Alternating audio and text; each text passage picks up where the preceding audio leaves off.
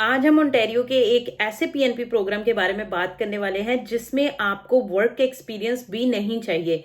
Ontario में PR लेना, मैंने आपको लास्ट वीडियो में 9 ऐसे ओंटारियो में पीआर लेने के प्रोग्राम्स बताए थे जिसमें आप अपनी पीआर ले सकते हो। मैंने आपको लास्ट वीडियो में बताया था कि इंटरनेशनल स्टूडेंट्स के बारे में हम नेक्स्ट वीडियो में बात करने वाले हैं।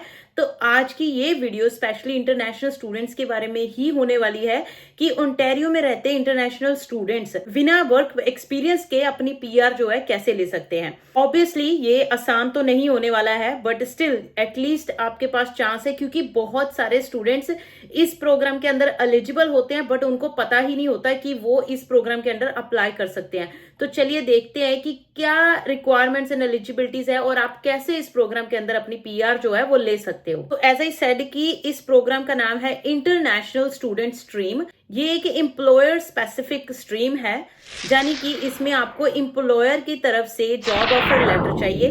बट अच्छी बात इसमें ये है कि आपको जॉब एक्सपीरियंस की कोई जरूरत नहीं है। अगर आपके पास एम्प्लॉयर है, अगर वो आपको जॉब ऑफर लेटर देने के लिए रेडी है, तो आप राइट वे, जैसे ही आपकी स्टडी खत्म होती है, राइट वे आप अपनी पीएनपी लगा सकते हो इस प्रोग्राम के अंदर। ऑब्वियसली ये पीएनपी के थ्रू होके जाता है। सबसे पहले इसमें आपको एक्सप्रेशन ऑफ इंटरेस्ट सबमिट करना पड़ता है, जिसमें आपको गवर्नमेंट को प्रूफ देना होता है कि why you want to stay in Ontario, आप यहाँ पे क्यों रहना चाहते हो। और भी बहुत सारी चीजें होती हैं जो आपको दिखानी पड़ती है।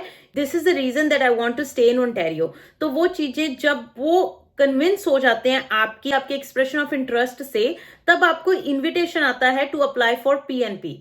तो एक्सप्रेशन ऑफ इंटरेस्ट डालना और इनविटेशन का वेट करना, ये बहुत ही इंपॉर्टेंट पार्ट है इस प्रोग्राम के अंदर। और इस प्रोग्राम के अंदर जो आपकी जॉब है वो टीयर 0, 1, 2 और 3 में ही होनी चाहिए, और किसी में यानी कि 4 और 5 में होगी तो आप इस प्रोग्राम के अंदर एलिजिबल नहीं होंगे। जैसे आपको एक्सप्रेशन ऑफ इंटरेस्ट डालना होता है, वैसे ही आपका जो एम्प्लॉयर होता है उसको भी अपना जो बिजनेस है वो इस प्रोग्राम के लिए एम्प्लॉयर पोर्टल के अंदर अपना बिजनेस रजिस्टर करना पड़ता है। एंड आपकी जो एम्प्लॉयमेंट पोजीशन है उसकी इंफॉर्मेशन उसमें जो है डालनी पड़ती है। वंस आपके एम्प्लॉयर का ये काम खत्म हो जाता है, देन आपकी बारी आती है एक्सप्रेशन ऑफ इंटरेस्ट सबमिट करने की। बेसिकली जो आपका एम्प्लॉयर काम करता है उसको जॉब ऑफर बेसिकली कहा जाता है। जब आपको इन्विटेशन आ जाता है, जब आपके एम्प्लॉयर का पार्ट खत्म हो गया, आपका पार्ट खत्म हो गया, आपने एक्सप्रेशन ऑफ इंटरेस्ट डाल दिया, जब ये दोनों चीजें हो जाती हैं, देन आपको इनविटेशन आता है। जब आपको इनविटेशन आता है, देन आपको और आपके एम्प्लॉयर को दोनों को एप्लीकेशन सबमिट करनी पड़ती है। तो आपके एम्प्लॉयर को विद इन 14 डेज के अंदर अंदर एप्लीकेशन जो है अप्रूवल के लिए फॉर द एम्प्लॉयमेंट पोजीशन वो सबमिट करनी पड़ती है विद इन द 14 डेज। और जब तक आपका एम्प्लॉयर अप्रूवल के लिए एप्लीकेशन सबमिट नहीं करता, तब तक आप अपने इनविटेशन का रिस्पांस नहीं दे सकते, यानी कि आप अपनी इनविटेशन के बाद की एप्लीकेशन को सबमिट नहीं कर सकते। और उसके लिए आपके पास 17 डेज होते हैं।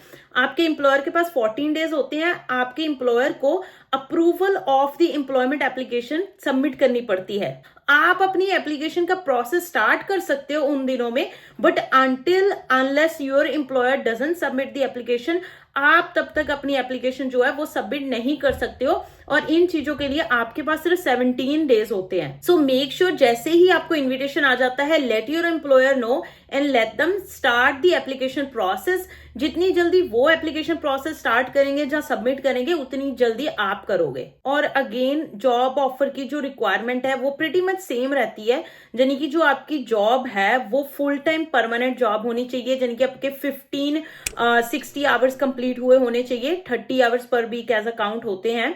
और परमानेंट का मतलब आपकी कोई पोजीशन है, जो जॉब ऑफर जॉब लेटर होगी उस पर कोई एंड डेट नहीं होनी चाहिए। और जो आपकी जॉब है वो must be higher than the low wage income. और जो आपकी पोजीशन जो आपका एम्प्लॉयर आपको ऑफर कर रहा है वो must B urgently needed by the employer होनी चाहिए। ये तो आपके एम्प्लॉयर की तरफ से रिक्वायरमेंट्स थी। अब बात करते हैं एप्लीकेंट की तरफ से क्या रिक्वायरमेंट है। Number 1, the main important requirement जो है, एक्सप्रेशन ऑफ इंटरेस्ट सबमिट किया होना चाहिए और उसका इनविटेशन आया हुआ होना चाहिए to apply for the PNP. और एजुकेशन रिक्वायरमेंट, कोई भी अगर आपने डिग्री या डिप्लोमा एटलीस्ट 2 साल का इन ओंटारियो किया हुआ है तो आपकी एजुकेशन रिक्वायरमेंट्स मीट हो जाती है। और अगर आपके किसी ऐसी जॉब के लिए अप्लाई कर रहे हो, जो किसी ऐसी जॉब का आपको जॉब ऑफर मिला है, यानी कि जैसे कि जिसके लिए आपको कोई लाइसेंस चाहिए।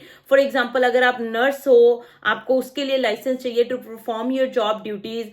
अगर हेयर स्टाइलिस्ट का है, जब किसी भी चीज के लिए आप अप्लाई करते हो, अगर उसके लिए लाइसेंस की रिक्वायरमेंट है तो वो लाइसेंस आपके पास होना चाहिए। And obviously intention to live in Ontario, जो आपका एक्सप्रेशन ऑफ इंटरेस्ट होता है, उसमें बेसिकली आपको यही मेंशन करना होता है कि what is your intention to live in Ontario. जहां की आपकी जॉब है, यहाँ पे आपने यहाँ पे स्टडी करी है, यहाँ पे कोई विजिटिंग है, काफी चीजें जो आपको ओंटारियो के साथ रिलेट करती हैं, that shows your intention to live in Ontario. और जब आप अप्लाई करो तो आपका जो लीगल स्टेटस होना चाहिए कनाडा में, और आपके पास पीएनपी अप्लाई करने के लिए ऑलमोस्ट 2 साल होते हैं, जब आपकी स्टडी खत्म हो जाती है, वहां से लेके जब आप अपनी एप्लीकेशन के लिए अप्लाई करते हो। बट इसमें मुझे लगता है आपको ज्यादा दिक्कत नहीं आएगी, बिकॉज अगर आपके पास कोई ऐसा एम्प्लॉयर है जो आपको जॉब ऑफर देने के लिए ये सारी रिक्वायरमेंट फुलफिल करता है, जहां वो रेडी है आपको जॉब ऑफर देने के लिए, जिसकी जो जॉब आपका टाइटल है वो 0, 1, 2, 3 टियर में आता है,